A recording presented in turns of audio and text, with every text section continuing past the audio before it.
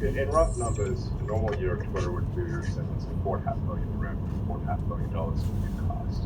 I mean, it was really kind of like a nonprofit. They'd run it at roughly nonprofit break even. But that's not bankruptcy. You're not saving that company from bankruptcy. No, it's breaking even. But then the issue is that if you then add $1.5 billion in debt servicing and have a massive drop in revenue, we did, which was partly cyclic and partly, political concerns or whatever. So revenue, dropped by over a third. It's not, and this is not just Twitter. Facebook and Google also seen some significant advertising revenue declines. It's been a little higher on Twitter, but most of the advertisers are coming back. So I think we'll be back where there's a cyclic demand drop, which is still pretty significant. But in rough numbers, revenue dropped from $4.5 billion to $3 billion, and expenses went from $4.5 billion to $6 billion, creating a $3 billion negative cash flow situation, and Twitter having $1 billion in bank. That's 4 months to live. So unless drastic action was taken immediately, it's going to die. Let's talk about that drastic action, because almost immediately you sacked a lot of Twitter workers. And look, I spoke to them. It was very easy to speak to them when it happened, and the way they said, pretty much everyone said, is that it felt quite haphazard. It was, and it felt a little bit uncaring. I wouldn't say uncaring. The issue is like the company's either going to go bankrupt, or if we do not cut costs immediately. This is not a caring, uncaring situation. It's like if whole ship sinks, nobody's going to die.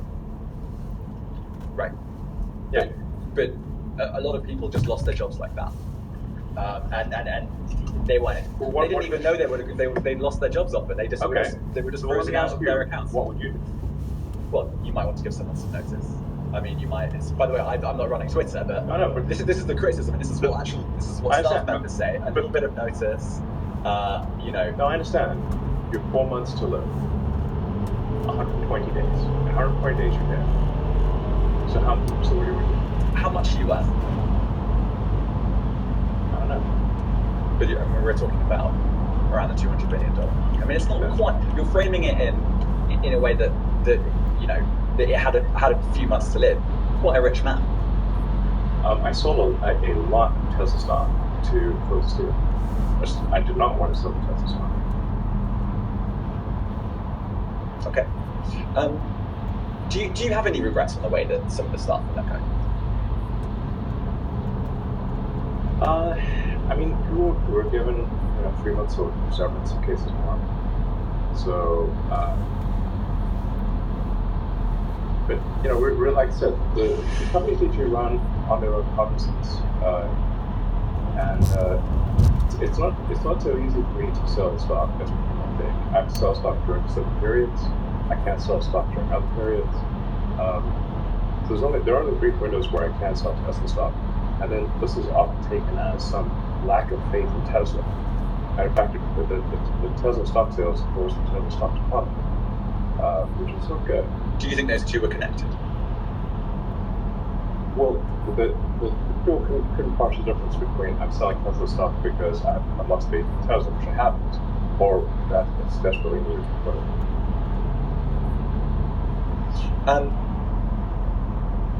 Okay, and then after that, after you let go of a lot of stuff, obviously Twitter became slimmed down a lot, and then you started making some more policy decisions. One of those policy decisions was to bring Donald Trump back. He hasn't actually tweeted yet. Right. Do you expect him to come back at any point? Like, have you spoken to him? I don't think he may not come back. But the point is that Twitter should be a town square that diversity, that is, gives equal voice to the whole country and ideally the whole world. It should not be a partisan politics, and the more partisan politics that are very far left in respect to San Francisco politics normally is quite niche, but Twitter effectively acted as a megaphone for very niche regional politics and megaphone that to the world. So, in order for something to serve as a digital town square, it must serve all people from all political persuasions, provided it's legal. So, close to half the country voted for Trump. I wasn't one of them. I voted for Biden. But nonetheless, free speech is meaningless unless you allow people you don't like to say things you don't. Otherwise, it's irrelevant. And at the point at which you lose free speech, it doesn't come back. I think the issue some people have is that a lot of people were brought back, and some people were brought back who were previously banned for spreading things like QAnon conspiracies. You have people like Andrew Tate who were brought back, who were previously banned for things like hate speech. Do you think you prioritise freedom of speech over misinformation and hate speech? Well, who's to say that something is misinformation? Who's the arbiter? Is it the BBC? Are you literally asking me? Yeah. Well, no.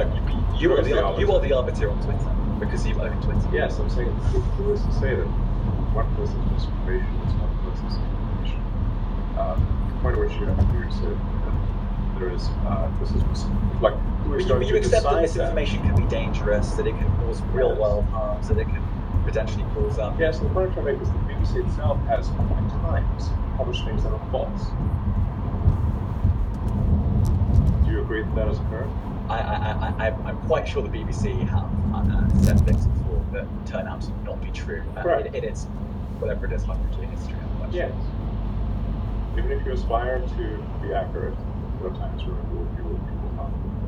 But I think in the grand scheme of things, the BBC does aspire to be accurate. But you accept there has to be a line in terms of hate speech. I mean, you're not looking at total 100% unrestricted speech. I generally am of the opinion that if the people of a different country are against a certain type of speech, they should talk to their elected representatives and pass a law to prevent it. So, for example, you cannot advocate murdering someone. That's illegal in the United States, everywhere. I suspect. So there are limits to speech. I guess taking your argument to a logical conclusion, then, do you accept that there's more misinformation on the platform if it's not being policed in the same way? I actually think there's less these days because we've eliminated so many bots which were pushing scams and spam. And previous management turned a blind eye to the bots because their bonuses were tied to user growth. If your compensation is tied to user growth, you're not going to look too closely at some of the users. That's part of the problem. So I think we've got less misinformation because we don't have one problem we used to do. And we also have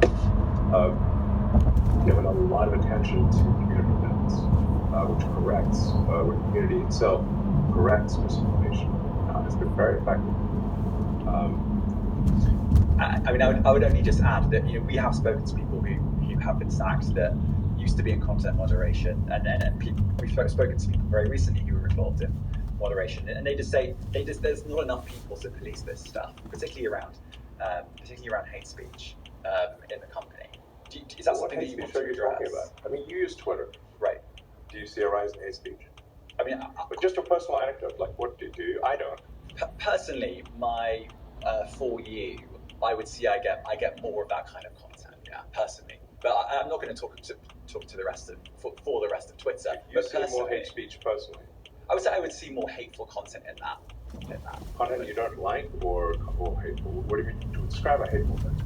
Yeah, I mean, just content that will solicit a reaction to something that may include something that is slightly racist or slightly sexist, those kinds of things. So you think if something is slightly sexist, it should be banned? No, is that what you're saying? I'm not saying anything. I'm just curious. I'm trying to understand what you mean by hateful content. And I'm asking for specific examples. And you just said that if something is slightly sexist, that's hateful content. Does that mean that it should be banned? Well, you've asked me whether my feed, whether it's got less or more. I'd say it's got slightly more. That's why I'm asking for examples. Can you name one example? I honestly don't use. Honestly, I don't. Can't name a single example. I'll tell you why, because I don't actually use that for you feed anymore because I just don't particularly like it. You And said actually, a lot of people are quite similar. I only look at my following. You said you've seen more hateful content, but you can't name a single example, not even one. I'm not sure I've used that feed for the last 3 or 4 weeks, and I Well, then how did you see the hateful content? Because I've been using it. I've been using Twitter since you've taken it over for the last 6 months. Okay, so then you must have at some point seen the for you hateful content. I'm asking for one example. Right. You can't give a single one. And I'm saying then I say, sir, that you don't know what you're talking about. Really? Yes, because you can't give me a single example of hateful content, not even one tweet, and yet you claim the hateful content was high. Well, that's false. No, what I claimed. You just lied. What I claimed was there are many organisations that say that kind of information is on the rise. Now, whether it has on my feed or not, I mean, right, and literally you can't look at name something one. like the Strategic Dialogue Institute in the UK, they will say that. So people will say all sorts of nonsense. I'm literally asking for a single example. You can name one.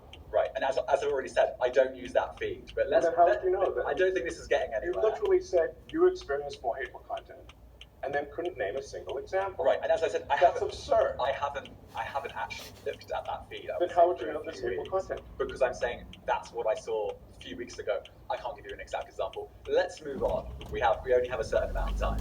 COVID misinformation. You changed the COVID misinformation. Has the BBC changed its COVID misinformation? The BBC does not set the rules on Twitter, so I'm asking you. No, I'm talking about the BBC's misinformation about COVID. I'm literally asking you about, you changed the labels, the COVID misinformation labels. There used to be a policy, and then it disappeared. Why do that? COVID is no longer an issue. Does the BBC hold itself and more responsible for misinformation regarding masking and side effects of vaccinations, and not reporting on that at all? And what about the fact that the BBC was put under pressure by the British government to change its editorial policy? Are you aware of that? This is not an interview about the BBC. Oh, so. You thought it wasn't? I see now why you've done Twitter Spaces. I am not a representative of the BBC's editorial policy. I want to make that clear. Let's talk about something else. You want to talk about the BBC? All right. Let's talk about something else. You weren't expecting that. Let's talk about something else. Narendra Modi. The BBC did a documentary about Narendra Modi and his leadership during the riots in Gujarat. We then believe that some of that content was taken off Twitter. Was that at the behest of the Indian government? I'm not aware of that particular situation. So you're not sure? I don't know. I don't know about that. What exactly happened in this situation in India. The rules in India for what can appear on social media are quite strict, and we can't go beyond the laws of the country. But do you get that if you do that, you incentivize countries around the world to simply pass more draconian laws? No.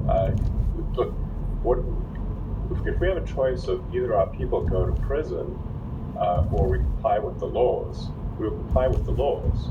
Same goes for the BBC. Okay.